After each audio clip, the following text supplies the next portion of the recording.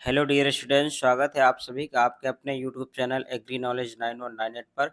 Dear students, आज जैसा कि आप सबको पता है, जितने भी राजा महेंद्र प्रताप सिंह राज विश्वविद्यालय से संबंधित कॉलेज हैं, चाहे एटा कॉलेज कासगंज या अलीगढ़ हाथरस इगलास कि जो भी कॉलेज हैं विश्वविद्यालय से संबंधित, उन सभी में OMR बेस्ड पेपर होंगी।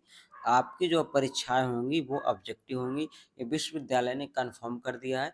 तो इसके बारे में भी हमने वीडियो बना दी, आप चैनल पे जाके देख सकते हैं किन छात्रों को बहुविकल्पीय प्रश्न मिलेंगे, किन को आपको रिटर्न मिलेंगे।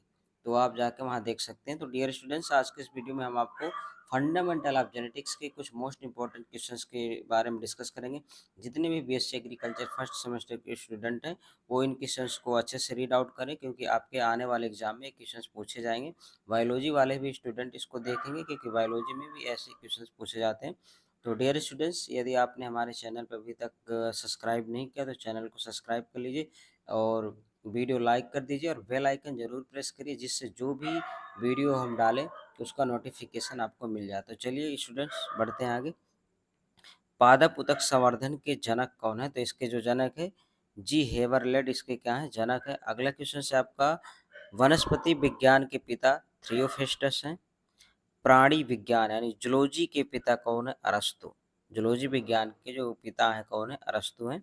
आनुवंशिकी के जनक, जो आप लोग पढ़ रहे हैं ना BSc एग्रीकल्चर फर्स्ट सेमेस्टर में, आपका आनुवंशिकी जेनेटिक्स, तो जेनेटिक्स के जनक कौन है? G.J. Mendel, Gregor Johan Mendel, father of genetics. अगला देखेंगे आप, सबसे लंबी समसूत्री विभाजन की अवस्था कौन है? तो कौन सी प्रोफेज है? प्रोफेज माइटोसिस की सबसे लंबी क्या है?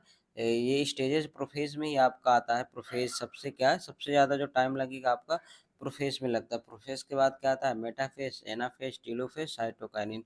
तो जो सबसे लंबी अवस्था है, इसमें ज़्यादा टाइम लगता है, तो वो आपकी प्रोफेज है।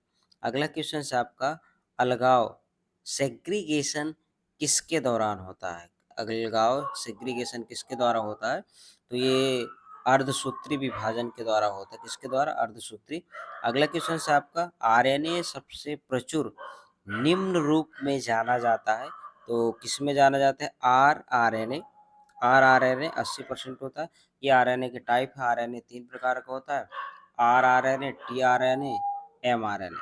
ठीक है, तो इसमें rRNA में 80% होता है। अगला क्वेश्चन से आपका देखेंगे आप, बैक्टीरियोफेज है।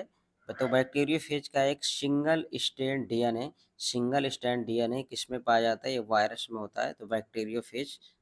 अगला नेक्स्ट क्वेश्चन है, माइट्रोकॉन्ड्रिया में राइबोसोम पाए जाते हैं। तो माइट्रोकॉन्ड्रिया में राइबोसोम कितने पाए जाते हैं? 70s।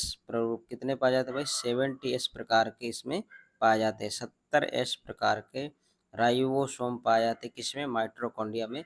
तो एक क्वेश्चन का आप आंसर कमेंट्स बॉक्स में बताएंगे।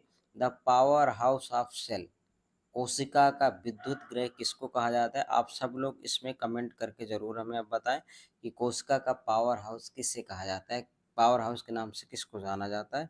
इससे आप कमेंट्स बॉक्स में कमेंट करेंगे। अगला क्वेश्चन है, जीन के वैकल्पिक रूप को किस नाम से जाना जाता है? तो जीन के वैकल्पिक रूप को एलेल के नाम से जाना जाता है। अगला क्वेश्चन है आपका, टिफ्ट सिक्सटिफ किस फसल में नर बांझपन का एक महत्वपूर्ण स्रोत है? तो क्या है वो? सोरघम, बाजरा, सोरघम है आपका। ठीक है। अगला है आपका, बहुधा परपरागित यानी ऑफ्टन क्रॉस पॉलिनेशन फसलें होती हैं। ऑफ्टन क्रॉस पॉलिनेशन क्या होता है? पॉलिनेशन आपको 2 टाइप्स का होता है, एक सेल्फ पॉलिनेशन होता है, दूसरा क्रॉस पॉलिनेशन होता है। तो जो ऑफ्टन क्रॉस पॉलिनेशन होता है, तो जो सेल्फ पॉलिनेटेड क्रॉप होती है, उनमें जब 5% या इससे भी अधिक क्रॉस पॉलिनेशन हो जाता है, तो उसे हम ऑफ्टन क्रॉस पॉलिनेशन कहते हैं। ठीक है। तो ये कौन सी फसलें होती हैं? कपास और ज्वार। अगला है आपका, इनहेरिटेंस के सिद्धांत का प्रस्ताव किसने दिया था? यानी जो वंशागत का सिद्धांत है, तो किसने दिया था? वंशागत के सिद्धांत को G.J. मेंडल ने किया था। इनहेरिटेंस के सिद्धांत का प्रस्ताव G.J. मेंडल साहब ने किया था। अगला है आपका, सभी माइटोसिस चरणों में सबसे छोटा है, क्या है? माइटोसिस के सभी चरणों में सबसे छोटा। जैसे माइटोसिस में क्या होता है? पहले आपका प्रोफेज होता है, मेटाफेज, एनाफेज, टीलोफेज, साइटोकाइनेज। तो ये पूछ रहा है, माइटोसिस सेल डिवीजन में जो सबसे छोटा चरण है वो कौन सा है? तो क्या है आपका एनाफेज। एनाफेज है ना? एनाफेज में क्या हुआ था, क्रोमोसोम क्या होते हैं कि उत्तरी पोल पे चले जाते हैं, कुछ दक्षिणी पोल पे चले जाते हैं क्रोमोसोम। तो वही वाला है इसमें एनाफेज क्या है, सबसे जो चरण है इसमें सबसे कम टाइम लगता है। अगला सबसे ज़्यादा किसमें लगता है, ये आप कमेंट करके बताएंगे, हमने अभी आपको बता दिया है। अगला है आपका क्वेश्चन, प्रोटीन संश्लेषण की जगह है, साइट है। तो प्रोटीन संश्लेषण कहाँ पे होता है, वो आपका राइबोसोम में होता है, ये सबको आपको पता रहा होगा राइबोसोम में। तो आप देख पा रहे होंगे कितने मोस्ट इम्पोर्टेंट क्वेश्चंस हैं। तो जितने भी बीएससी एग्रीकल्चर के स्टूडेंट हैं उनको जैसे आप जाएंगे चैनल सब्सक्राइब करेंगे, सब्सक्राइब करने के बाद हमने प्ले लिस्ट बना दी है, वहाँ पे BSc agriculture first sem objective questions है। तो आप जाके उसी चैनल में जितने भी आपके सब्जेक्ट से रिलेटेड है सारे सब्जेक्ट के वीडियो इंपॉर्टेंट क्वेश्चंस आपको मिल जाएंगे वहीं। तो आपको ज़्यादा ये बहुत सारे वीडियो हो तो आपको ढूंढना नहीं पड़ेगा, इसलिए हमने एक प्ले लिस्ट में बना दिया आप लोगों के अलग से कि आप वहाँ जाएँ फटाफट आप देखें अपने काम की चीज़। अगला क्वेश्चन है डियर स्टूडेंट, अगला क्वेश्चन है आपका, नेक्स्ट क्वेश्चन है आपका, जीवन का भौतिक आधार है। तो जीवन का भौतिक आधार क्या है, प्रोटोप्लाज्म है। नेक्स्ट क्वेश्चन है, प्याज एक संशोधित रूप है यानी मॉडिफाइड फॉर्म है, तो किसका, तने का है। अगला है आपका, प्याज और लहसुन किनका उदाहरण है, यानी प्याज और लहसुन बल्ब का उदाहरण है। अगला, सेब का खाद्य भाग यानी जो खाया जाने वाला पार्ट है वो क्या होता है, थैलेमस। आम का खाद्य हिस्सा मेसोकार्प, यानी जो आप आम को खाते हैं तो उसको कौन सा पार्ट खाते हैं, मेसोकार्प। नारियल का खाद्य हिस्सा क्या है, एंडोस्पर्म। नारियल का खाद्य हिस्सा एंडोस्पर्म है। एक एजेंट जो जीन के उत्परिवर्तन का कारण बनता है उसे कहा जाता है, तो उसे क्या कहा जाता है, म्यूटेशन। जैसा आपको म्यूटेशन आप सबको पता होगा, म्यूटेशन क्या होता है, suddenly heritable change in plant is called that mutation. जब किसी जीव में कोई आकस्मिक घटना घटती है या परिवर्तन कोई हो जाता है तो उसे हम क्या बोलते हैं, उत्परिवर्तन कहते हैं। तो चलिए, दो टाइप का होता है, स्पॉन्टेनियस और इंड्यूस्ड। अगला आप देखेंगे, अधिकांश उत्परिवर्ती सहिष्णु होते हैं, तो किसमें होते हैं, पॉलीप्लॉइड में होते हैं, ठीक है, पॉलीप्लॉइड में, पॉलीप्लॉइड में होता है। अगला है आपका, लक्षण जो केवल एक सेक्स में व्यक्त व्यक्त करते हैं तो वो सेक्स सीमित लक्षण होते हैं, ठीक है।